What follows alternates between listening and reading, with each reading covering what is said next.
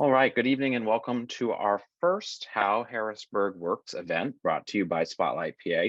I'm Christopher Baxter, Executive Director and Editor-in-Chief of Spotlight PA, and I'm so glad that you've joined us this evening.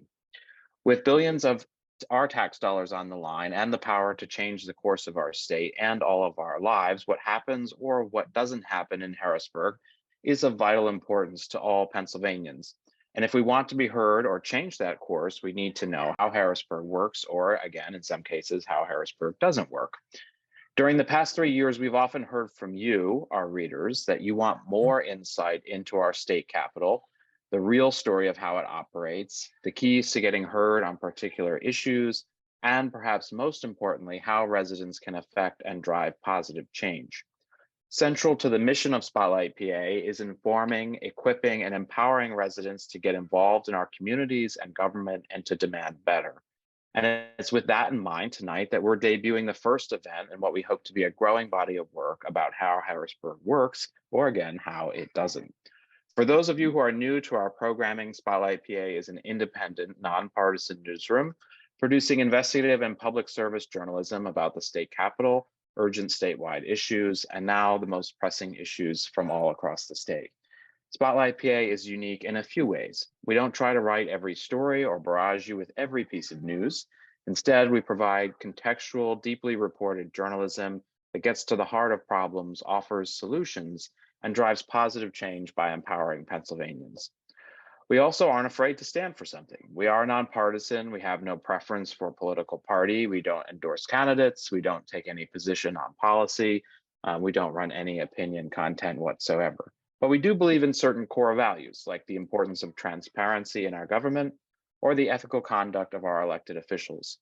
We also believe that the more people who are informed and empowered to participate in our democracy, the stronger it will be. Our work is driven by a deep sense of public service, and it's powered by you, our readers, and our members. None of our work, this event, our many newsletters, our investigative journalism, our public service initiatives, none of it is possible without your support. If you're already a member, I want to say welcome tonight and thank you. You are among a pioneering group of people making Spotlight PA possible. If you're not yet a member, I'd like to ask that you consider joining us now. With your support, you can power some of the most impactful journalism in Pennsylvania and ensure we can continue to provide it at no cost. Especially in times like these, where the economy is a bit uncertain, folks in Pennsylvania shouldn't have to choose between the essentials and essential news.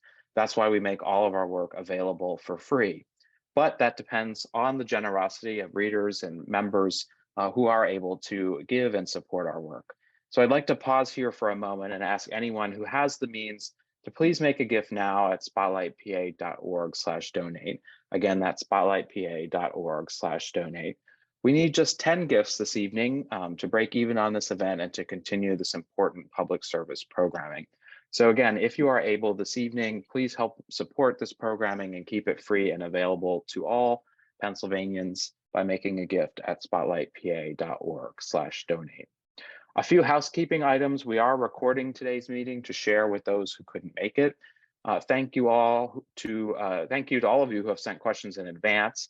We'll try to get to as many of those as possible. If you have not yet asked a question, anytime during this event, you can do so using the Q&A feature at the bottom of the toolbar here on the screen.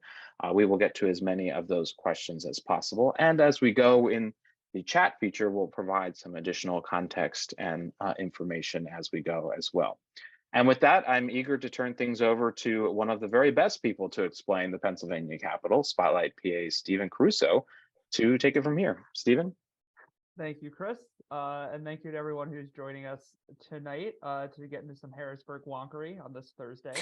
As Chris said, this is part of our How Harrisburg Works series, something that's new, but I'm very excited that we sort of get into to talk about how the Capitol works or doesn't. There's a whole lot I've seen since starting at the Capitol since 2018, and a lot of our other many of experienced reporters have. So, the hope of this series is to really explain how things happen, how things don't happen, and how you can get involved in that. So we're starting with a topic that has some newsy implications, special elections. It's funny because they require the public to show up and vote, And that's a very fundamental part of our democratic experience. But otherwise, they're very opaque, and it leans more on political parties and their obscure internal bylaws than actually state statute to figure out how those elections are called, who ends up on the ballot, even though these are people who are then going to represent 60,000 some Pennsylvanians or more in Harrisburg. So to join me in this conversation, we have State Rep Chris Rabb from Philadelphia, who has introduced legislation on special elections before. And and I am but before we kind of get into that legislation, I just wanted to run down some of the basic facts of what special elections are. So, they are special. They happen when a member of one of the legislative bodies, the Senate or the House or any has to step down or they die before their term is up. And this, is a requirement that makes sense, especially in one like Pennsylvania. We have 253 state lawmakers. With that many people, there's a chance that someone might, have a family emergency or get a new job or pass away. We've seen that happen repeatedly. But special elections are becoming more common in recent years. We've averaged 4 to 5 every year since 2012, and that number has been even higher in recent years, 5, 6, 7. This year, for instance, there have already been 4 special elections, all one in the Senate, one for a Senate seat, 3 in the House. And there will need to be at least one more because the person who won that Senate seat was a member of the House. And then so there needs to be a replacement for the House. You often see this cascading impact of special elections. The dates themselves for these elections are set by the presiding officer of each chamber. So for the Senate, that's the lieutenant governor. For the House, that's the speaker. Now, not every state actually gives it to one of these top officials in their chambers. Half of states will use special elections and give that power to appoint it, but to set the dates. But sometimes other chambers, the governor might appoint a replacement. Party leaders might appoint a replacement. County elected officials or the legislature itself might appoint. This is according to the National Conference of State Legislatures. And the other thing that could be said too is when it comes to these special elections taking place, the court sometimes will weigh in as well. In 2012, for instance, the then Republican Speaker Sam Smith declined to schedule 6 special elections because of an ongoing redistricting process, saying that we're in the middle of this and it couldn't be done. Also, there was some politics going on there with if you kept these seats, mostly Democratic seats, not filled, it kind of made it easier for Republicans to pass bills. But either way, the court stepped in and said, no, you have to hold all of these as soon as possible. And we've seen the court kind of take that tone before in specials.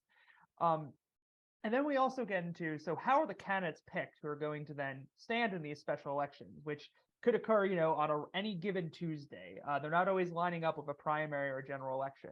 Well, state law says that special election candidates shall be nominated by political parties in accordance with the party rules relating to the filling of vacancies.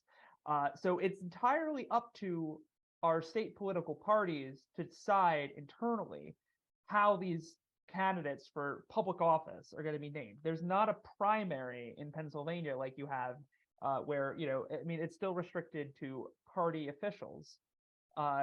Unlike, for these special elections, voters don't get to just show up and pick the candidates and whittle it down themselves. It is entirely up to these local political figures who get to choose. So for the Republican Party, usually it can be the local county chair will select just registered Republicans who will then go to a meeting and pick a candidate. Democrats actually leave the choice to the state executive committee, which is their tippity top of their most powerful members of the party. Though they traditionally take recommendations from the local party, that choice can be overridden. We actually saw that in 2020 in a special election in Bensalem outside of Philadelphia, where local party figures wanted Rachel Fingles to be their candidate, but the state executive committee picked somebody else, Howie Hayes, to run in this special election. So, and this also all gets even more complicated if you have it crossing multiple counties. Sometimes you can just have these big conferee processes where a bunch of big political or small political figures get into a room and vote. sometimes these are closed door. Republican events are usually held behind closed doors. Democratic events have usually been open to the press, but even then, the other thing is that, like, if for Democrats in particular, if they're picking a candidate within one county, if the district that is having a special election is all happening within a single county, like Philadelphia, it's pretty much whatever the local committee wants to do when they're recommending. So with that, I want to bring in Rep. Rab because I was wondering, could you kind of explain what your experience is with the special election nomination process in your home of Philadelphia? That's a bit traumatic. Let's ease into it. But I first want to say it is a pleasure to be with you, Dr. Caruso, the inimitable and ubiquitous reporter, feared and revered in Harrisburg. You, sir, this might be the only time where I'm allowed to talk to you. It's with a whole bunch of witnesses. But thank you for having me on, and thank you for talking about this issue, because it's a really big deal that very few people understand, and even fewer even realize is a thing. So I represent 65,000 people in Philadelphia, Northwest Philly. My district is exclusively in the city. This is my fourth term, but before I won elective office in 2016, when I won the Democratic primary, and I represent the bluest dot in the Commonwealth. No one has a larger number of registered Democrats and a higher voter turnout than in my district. So my perspective is a bit anomalous compared to a lot of my colleagues. So in 2016, when I actually ran in a special election as a write-in candidate, and I lost. It didn't help that as a write-in candidate, my name was not on the ballot, but the process by which the Democratic Party of Philadelphia determined who would be the nominee was opaque, I believe is a term that has been used before, a very diplomatic term. It was a closed door. And not only that, it was decided by 3 ward leaders that represented the 3 wards that made up my district at the time. So you needed a majority vote of 3 ward leaders to determine who is going to be the nominee for 38,000 Democrats.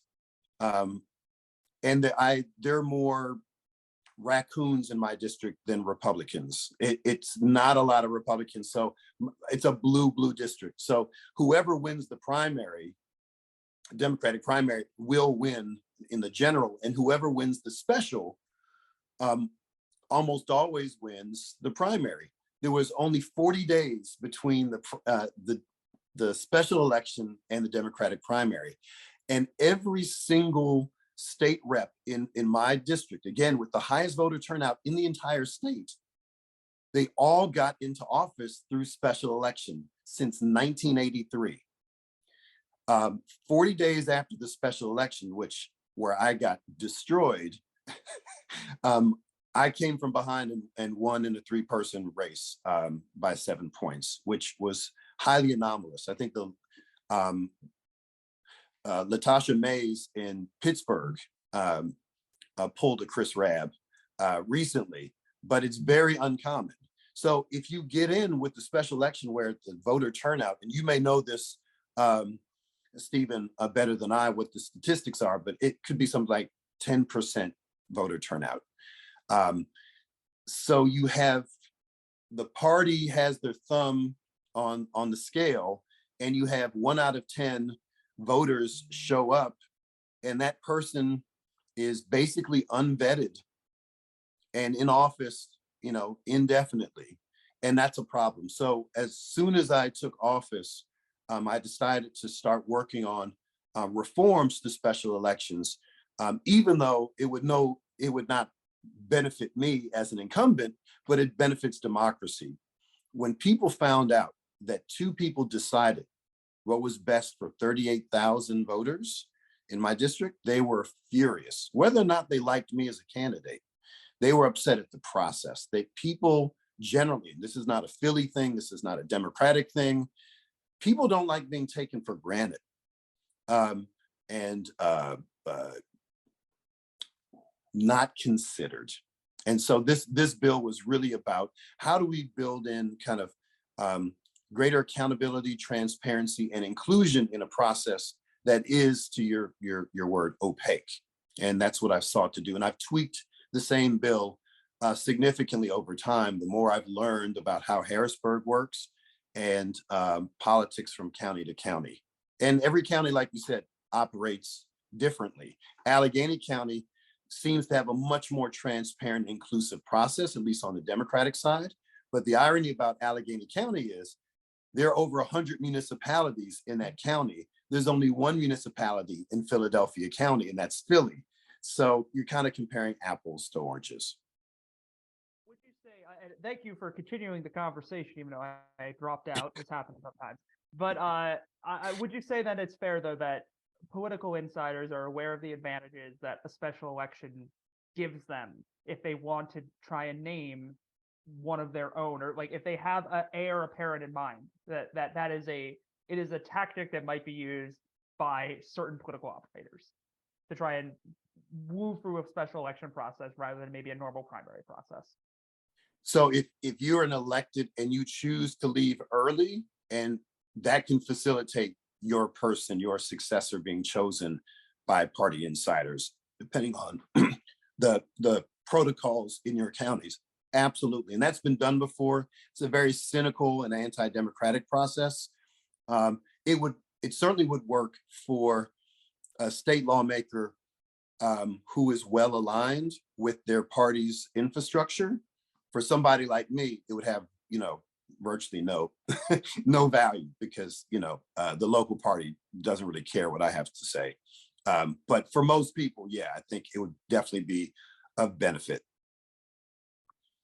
So your legislation, and I dropped out for a little bit. The specifics of it, you're asking for candidates to actually make a video to present themselves to the voters if they want to run a special election. You have a filing fee, like the specifics of this bill. What is your hope that how this would work in practice if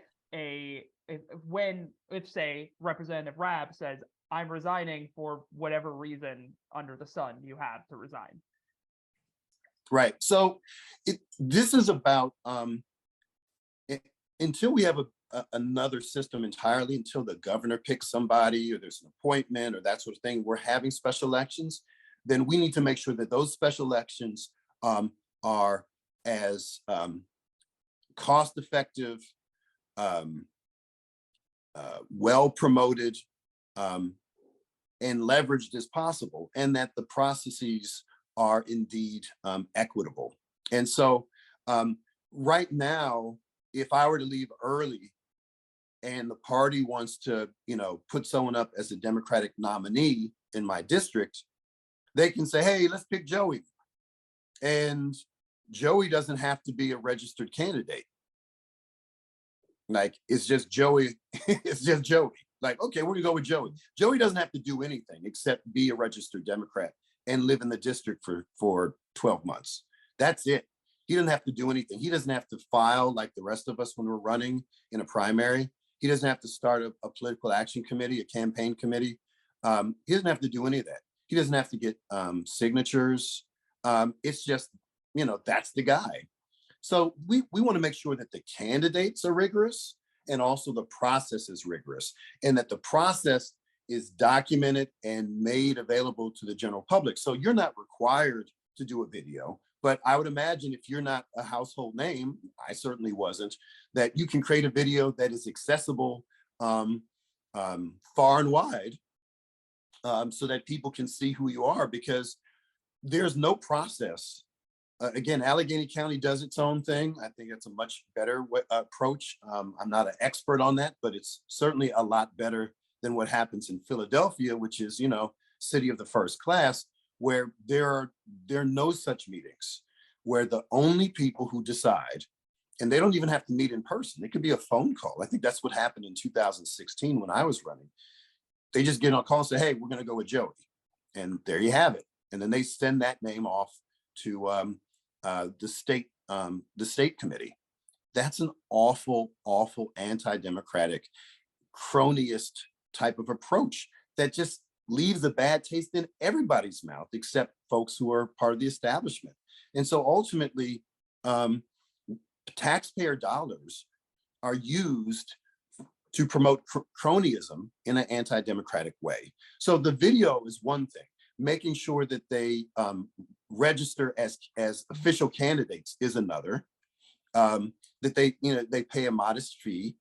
But also, I think it's important that in order to get more people to actually vote, because of Act 77 of 2020, we shouldn't have to worry about folks coming out to and staffing polling places. We should do what we do in the very liberal state of Utah and make sure that everyone can vote by mail.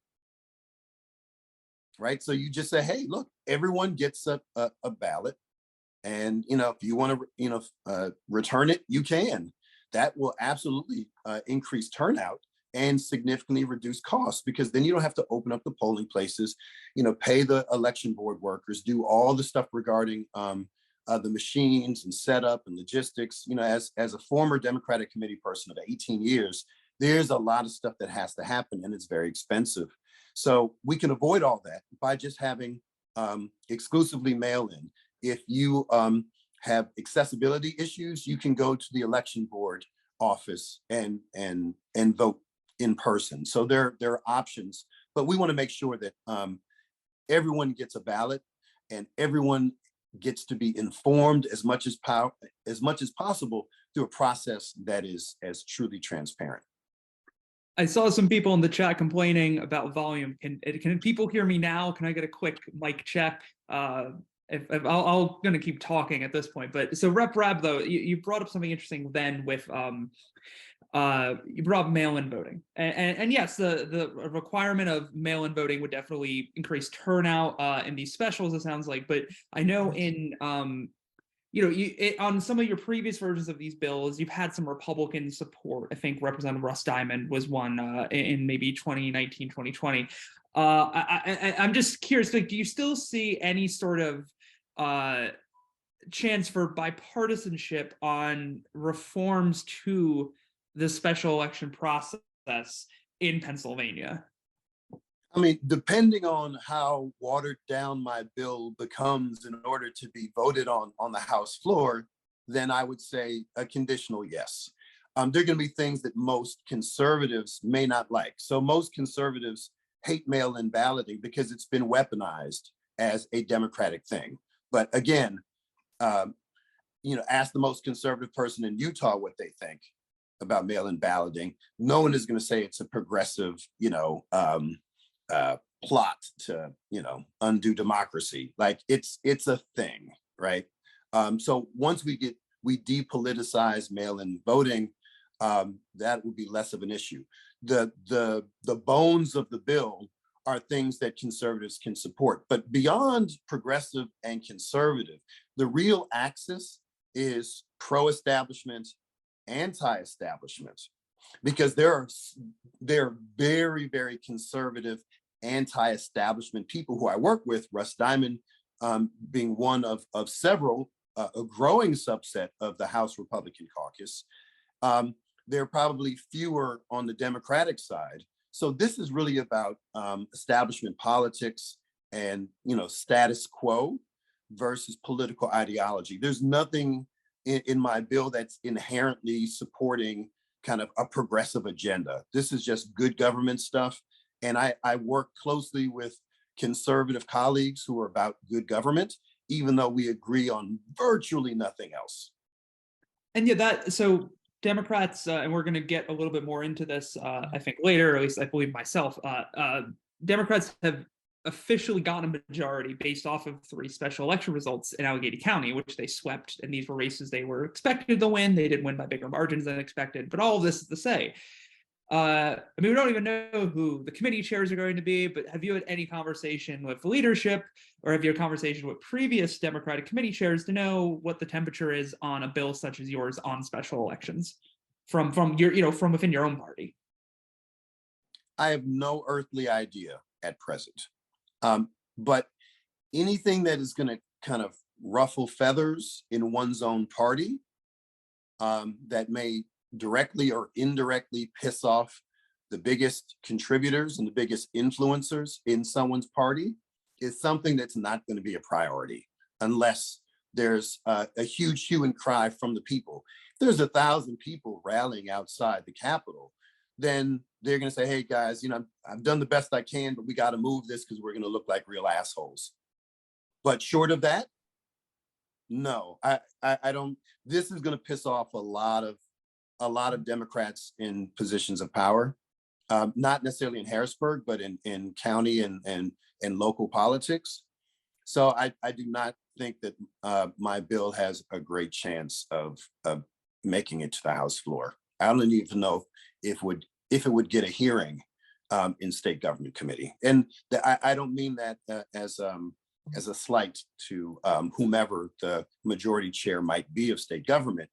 But, some things are more toxic than others. And even though they may be substantive, may have bipartisan support, there are a lot of good bills, as you well know, that never see the light of day because they are too controversial for one reason or another. That's unfortunate, but, that's my quasi-jaded response to your question.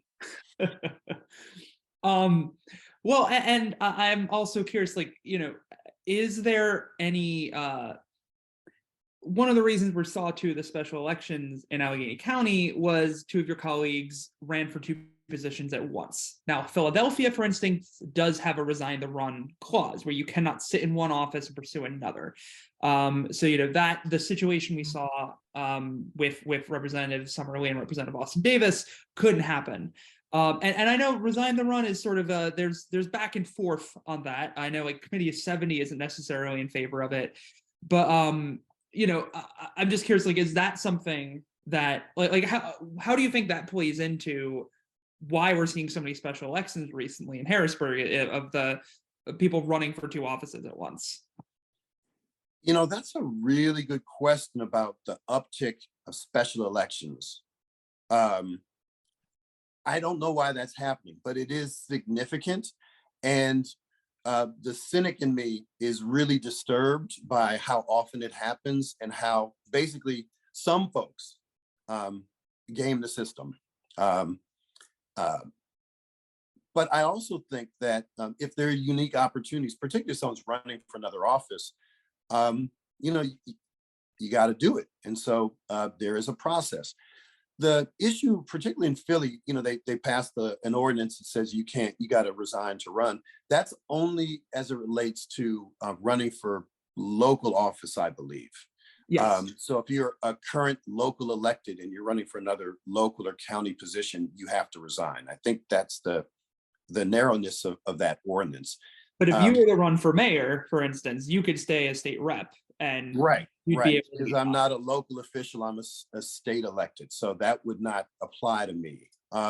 So a lot of this, frankly, and again, you're just trying to get me in trouble, but hey, I'm here, let's do it. Is the ideology of incumbency. There are a lot of, when I tell folks about the distinctions among electeds, putting people in two different camps of politicians and public servants, I say the worst thing you could ever call me is a politician, because politicians are about serving themselves. Public servants are about serving the people. There are a lot of politicians who will try to hold on to as much power as possible and leverage it to get more power, even if the process is not particularly fair. If it benefits them, they'll do it. But there are other cases. So you have someone like my esteemed colleague, Congresswoman Summerlee. You have too few people of color, particularly people from a working class background, who run and win elective office. if she were to resign to run for Congress, in a district where her home was gerrymandered, like literally she was gerrymandered, out of her own congressional district. And the odds are against you. She would have to be unemployed to run in a very expensive congressional race. That's problematic. If we don't look at how these laws and protocols and processes impact people differently based on race, gender, and class, then we're part of the process. We're part of the problem. We're complicit because if you're someone who's independently wealthy and you're an attorney and you work at a big law firm and you draw down a full-time state salary working as a lawmaker, you don't have those same concerns. So you could resign and run for that position and you'll be okay.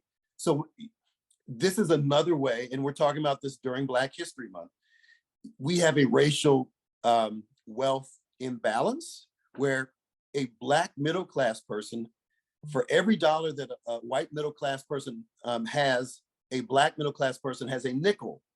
So that means it's harder to start a business. It's harder to be unemployed for a sustained period. It's harder to run for office. The same is true of women, which is why when you look at seniority in the House Democratic Caucus, it's like a bunch of old white guys, largely. And there's not a lot of women. It's because when they were running 20, 30 years ago, it was much harder to be a viable candidate as a woman, and you had less access to capital to fund your campaigns. So I say all this to say that when we investigate what works and what is appropriate, we have to look at the context. And unless and until we can provide a level playing field, which is far from happening, we have to appreciate the nuances and the imperfections of allowing folks to run while being in office or not. These conversations must happen. And frankly, this is the first conversation I've had about this substantively in 6 years. We're not having these conversations in hearings or in caucus or other places. So that's one of the reasons I was so excited about being on this Zoom, because this is the kind of discussion that a lawmaker should be having along with the people who we serve. I was going to say that seemed like a very nuanced answer. So if you get in trouble for that, there might be bigger problems. I kind of tease this and I want to go back to it and then I want to get into some audience questions. But, I want to hammer on something because it's something you said that I've observed, that there's like two axes of a lawmaker. There's the political axis of, are you conservative, are you progressive, and anywhere in between. But there is that sort of establishment, anti-establishment, a governing wing, a non-governing wing, depending on how generous one is feeling, perhaps. Two sides of the same coin. And the House is now very close, 102, 101. And that's going to continue to change with more special elections. 4 of your colleagues are running for local offices. So we're on a knife edge in the House. Do you think at this point, you're a member of the 1PA caucus. This is a caucus, that was kind of created with this idea of we can make the House run better. They were kind of focusing on, if I may be so bold, sort of small fry stuff, a lot of stuff around there's separate partisan HR and separate partisan printing and messenger services and IT support, and trying to combine that into institutional. But it seems like there, with the rules tour, I'm looking at I think the roles that Jared Solomon and Tom Mahaffey are playing, who are part of 1PA caucus too. Do you think that there is room in this close divide for that sort of anti-establishment, pro-establishment divide to be just as important as conservative liberal? And do you think the folks who might want to reform special elections or reform the House rules or pass good government reforms, a gift ban, there are just so many things we could go down the list and talk about. Is there room for that group, of which I believe you're a part of, to operate in this closely divided House as a way to build a coalition across party lines? Yes, because one of the few things that a lot of us can agree on are institutional things that are not about policy, but around process and structure. So literally, Jared Solomon and I came in together in 2016, we saw that there were printers on the House floor. On the left, it was for Democrats only. On the right, it was for Republicans. There are photographers who only take pictures of Republicans and photographers who only take pictures of Democrats. That's absurd. But the biggest absurdity that most people don't know, but when they find out, they say, this is why Harrisburg is just so awful. If you're a House Republican, your email address ends as housegop.com. If you're a House Democrat, your email ends with pahouse.net.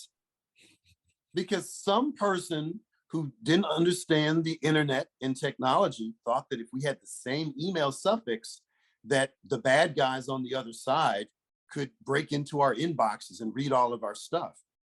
That's literally the nexus for this stupidity that has been institutionalized and weaponized as yet another example of hyperpartisanship. I don't know if there's any other state legislature in the nation that has such a stupid protocol where you have literally different email addresses based on your party. That is astoundingly awful, backwards, retrograde. And we could change that very quickly. But one of the problems is we also have different IT departments. So, like there's so much unnecessary duplication, and taxpayers are paying over $300 million to support that infrastructure. And there are hardcore conservatives who would agree with me. Now, they're not going to agree with mail-in balloting, or they're not going to agree with, reproductive justice issues or other things like that. But in terms of the institution, there is a reverence among people across the political spectrum around this body, because as you know, Stephen, it's the oldest legislative body in the world. Our first speaker was Benjamin Franklin. Like, a lot of us, irrespective of political positions, take the institution seriously. And when you have stuff like the ability for lobbyists to buy me a Tesla, and as long as I disclose it, that's legit, or give me cash off of the House floor, that's acceptable. No campaign contribution limits. I mean, it's absurd. And all of this is intertwined. And unless until leadership from all four caucuses have these conversations in good faith, we will all be impugned. And I don't want to have, I do not want to be part of that group, because I believe in meaningful reforms. In fact, I believe in overhauling a lot of stuff. So a reader question we got, and this goes back to the meat of the special elections, the fact that the candidates are chosen by local committee people. Linda F asked, how can we learn about those running for state political committees? Very hard to find information. Rep Rabb, any suggestions from your time? You are a committee person, correct? I'm no longer a committee person. I served for 18 years. I was a ward leader in the highest voter turnout ward in the city for 3.5 years, and I was on state committee. State committee is even more opaque than the other two positions.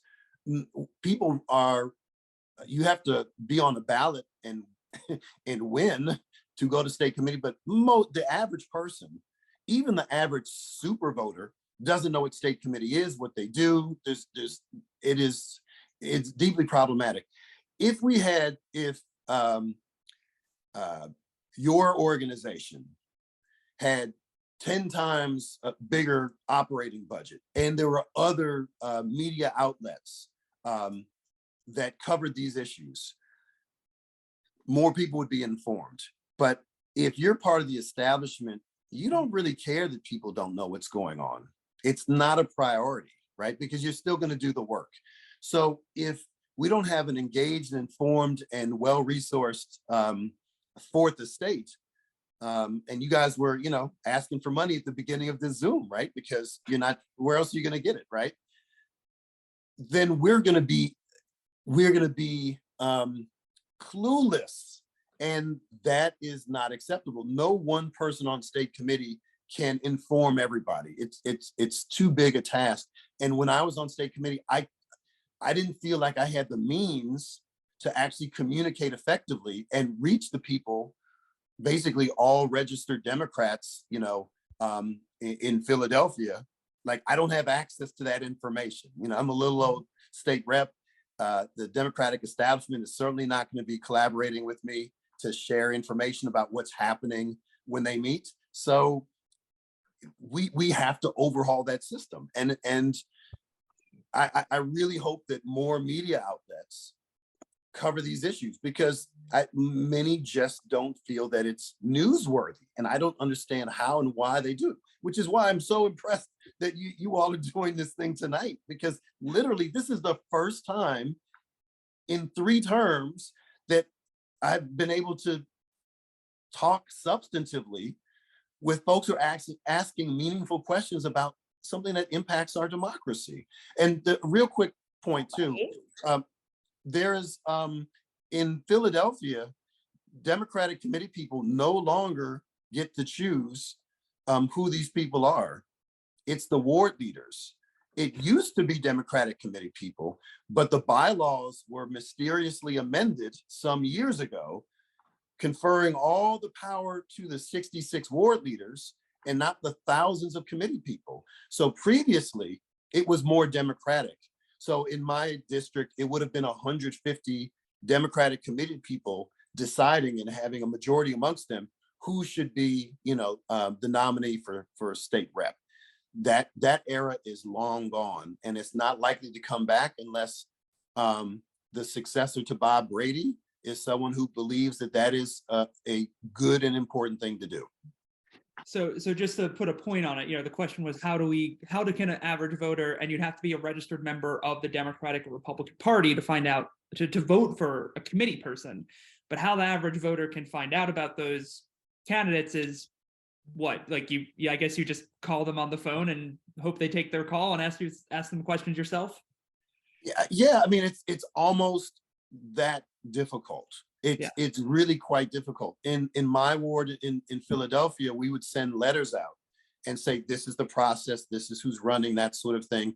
But that's not standard operating procedure in Philadelphia in the ward system. But here's a strong critique of corporate media. If you watch corporate media, you would think you're more likely to be carjacked than to be sexually assaulted by a loved one. You would think you're more likely to have your catalytic converter stolen than being the victim of a pretextual stop by a police officer. Corporate media is so much a part of the problem here. What they think is interesting is what brings in the most money. They should have a responsibility, and we should provide incentives and disincentives so that the coverage that they prioritize aligns with our democratic institutions. And it is a piss poor situation due to media consolidation, which is a bipartisan wreck. This is something that the Clinton administration facilitated. So this is not a Democrat talking about Republicans. This is someone who's talking about how corporate greed has negatively influenced our democratic institutions to serve their own narrow purposes, which is really just about greed.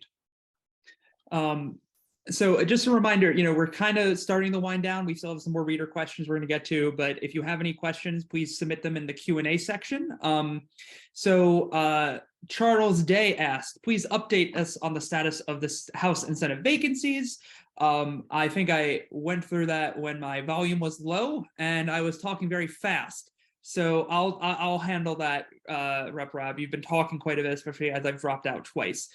So there are no more, well, there is one vacancy left in the Pennsylvania House, or one that was about to be opened. So it was a state senator resigned, John Gordner, in the upper chamber to become the chief clerk. That opened up his position in the state Senate, which a Republican, Linda Schlegel-Culver, ran for and won that special election. She does not have to resign her seat in the House until she is sworn in the Senate. I don't think that'll happen until just another week or two. But she is on track to have to resign. At the same time, those 3 openings in the Democratic caucus that Spotlight and everyone under the sun has been writing about constantly were filled in 3 special elections this Tuesday. Democrats won them all quite handily. That affirms Democrats' majority. There are 102 votes. So what we're looking at is there's just 1 opening left in the House, or that it technically isn't open even yet, but it will be open. So then the House will be down 1 member, but that isn't a seat that Republicans will likely hold. I would be shocked if the Upper Susquehanna Valley elected a Democrat in 2023. So that's the status of the openings. There's just going to be this 1 left in the House, and that will just put Republicans down 1 vote. But when it comes to the bean counting, that won't even impact how many votes you need to pass a bill. There'll be 102. And though I do want to throw to you, Rep Rabb, I mean, you're not in leadership, but there, as I think I mentioned, there are more of your colleagues are running for local offices. That could lead to more vacancies down the road.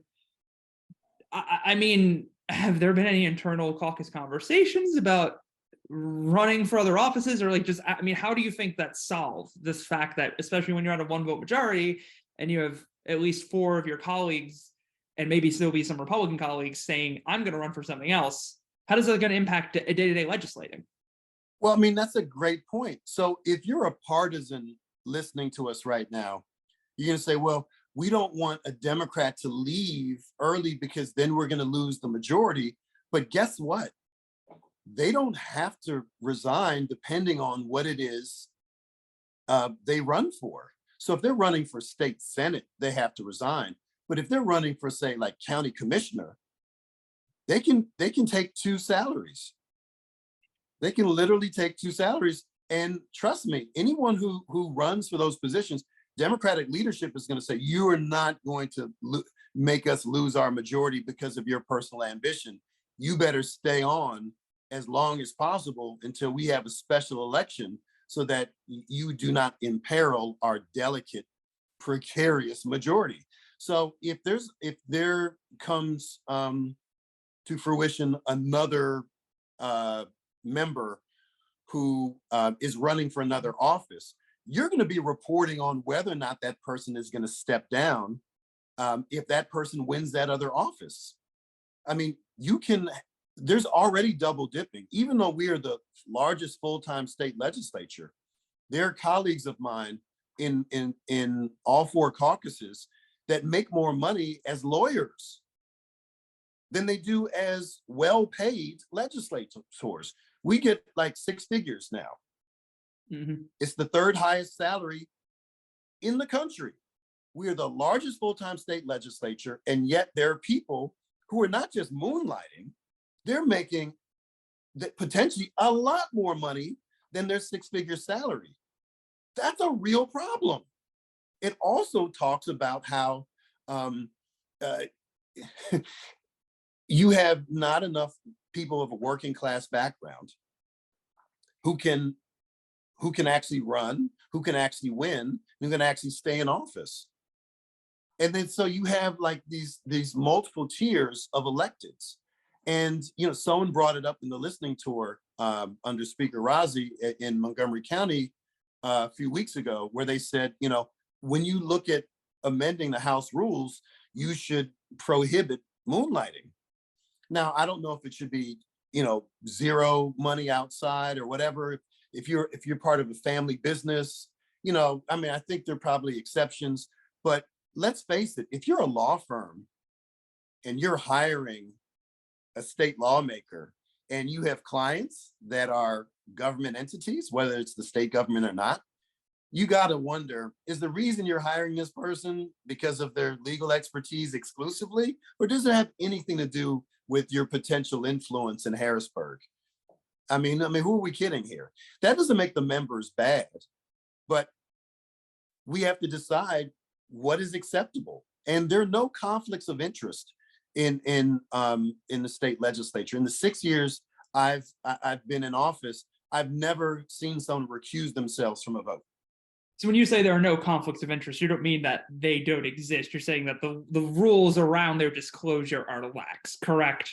That's exactly what I mean. Thank you for that that clarification. There are absolutely conflicts of interest, but there's no process legislatively that requires someone to disclose. There's nothing that I've seen that allows for that to happen. There's no you have to vote yes or no, or you have to be on excused absence to not vote. You can't say, well, this is complicated, or I have a stake. So that means people are actually having conflicts of interest, and it's because of House rules, it's not being addressed in a meaningful way. And that's not throwing shade on members. That's a process issue that has to be resolved. And the more people, like folks who are watching us now, are finding out what exists and what doesn't exist, they're getting really pissed. And that's a good thing. That means that they're paying attention.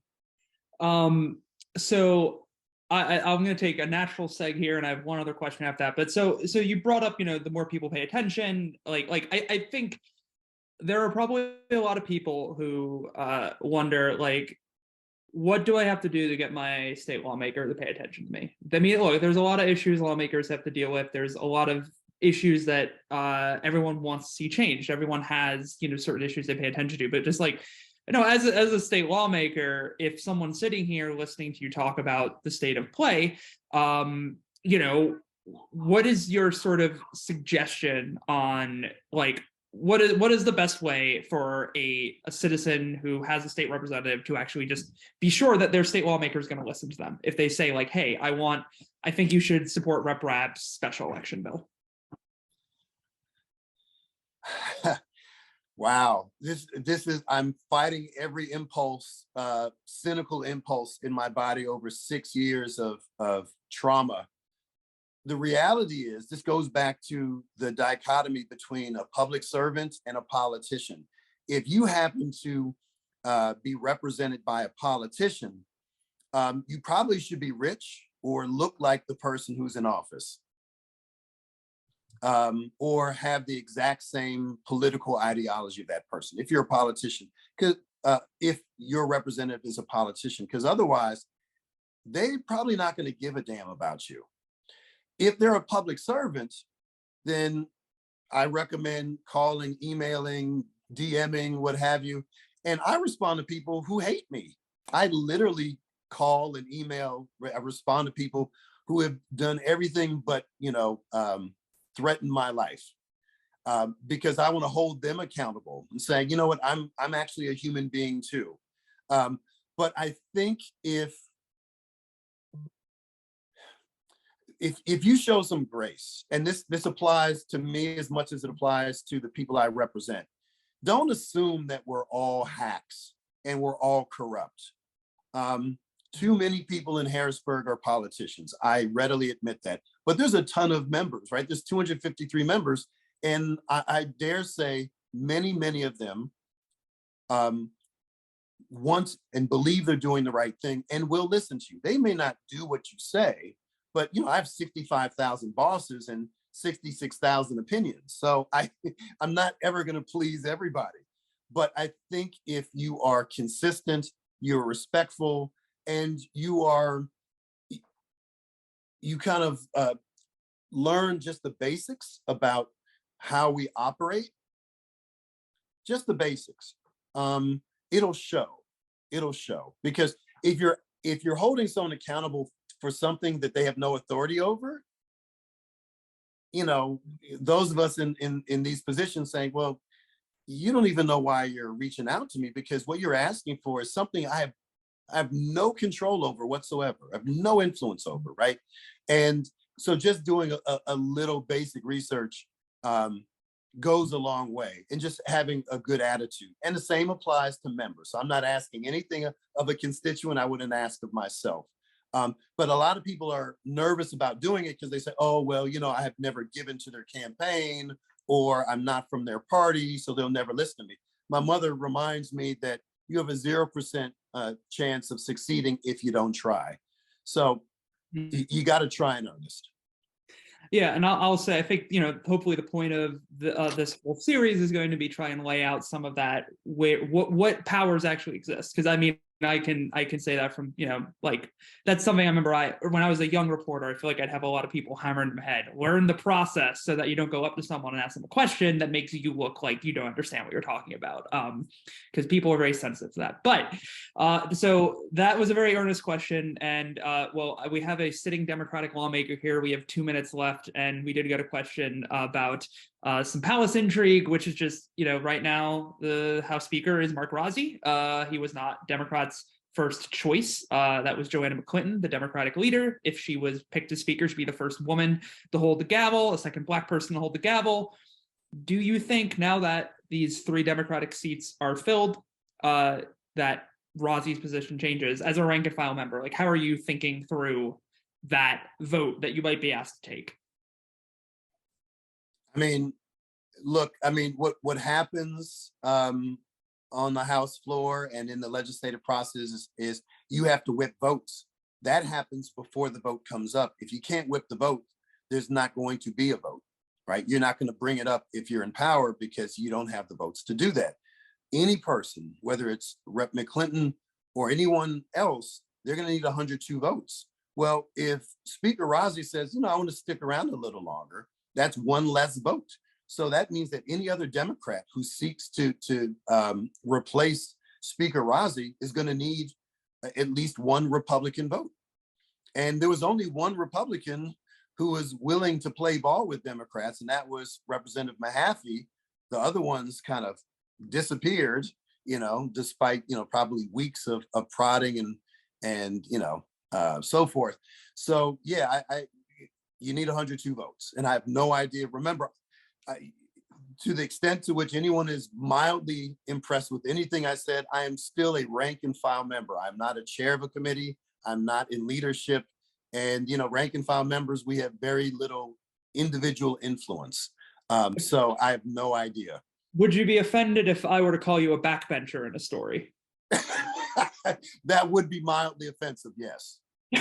All right. On that note, though, on a great negative note, I'm going to bring back Chris Baxter, our executive editor. Thank you all for listening. Great, thank you. We are at the end of our time together this evening, and a great ending note. I want to thank everyone for joining us, and I think we'd all agree that this was a really fascinating conversation. I think I counted about 5 things I learned myself that I didn't know, and I thought I was gaining a pretty good understanding. But I guess that's why we have folks like Stephen on our staff who are true experts in this. I want to thank Stephen and Rep. Rab for generously giving their time, experience, and expertise tonight. And I also want to thank all of our members who joined us this evening and folks who also contributed.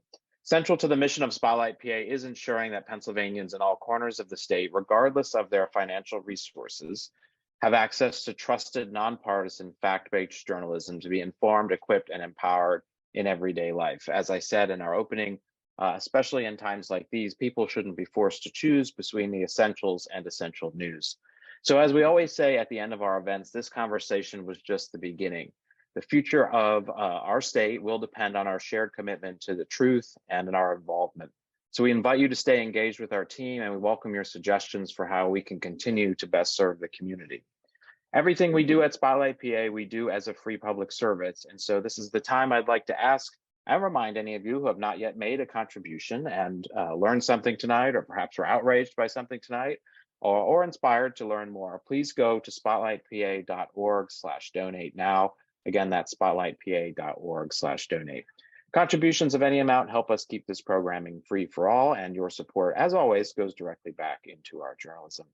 Have a great end of the week and great weekend, and we hope to see you again here soon for our next installment of How Harrisburg Works. Thanks, everyone.